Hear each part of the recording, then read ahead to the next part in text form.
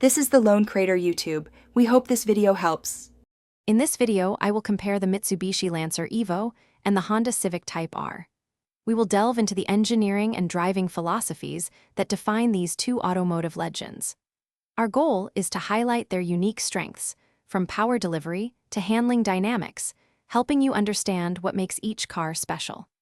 By the end, you will have a clearer picture of which iconic sports car aligns best with your personal driving preferences. The Mitsubishi Lancer Evolution, often called the Evo, is a true rally legend.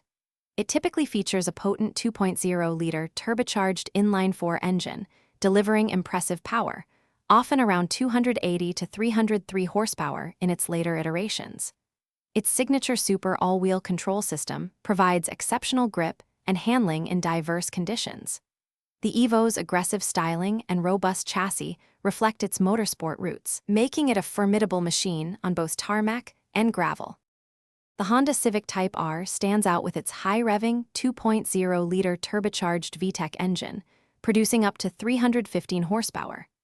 This power is channeled through a superb 6-speed manual transmission, complete with a rev-match control system for seamless downshifts. As a front-wheel drive powerhouse, the Type R is celebrated for its incredibly sharp handling, minimal torque steer, and aerodynamic design, making it a precise and engaging track day weapon and an exciting daily driver. So, which is better? The answer depends on your driving priorities.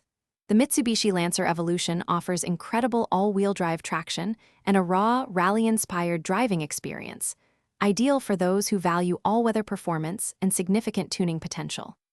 The Honda Civic Type R, with its precise front-wheel drive handling and engaging manual transmission, is perfect for drivers seeking a track-focused machine that also excels in daily driving. Both are exceptional, but cater to different enthusiast preferences. Thanks for watching. Consider subscribing if we helped you.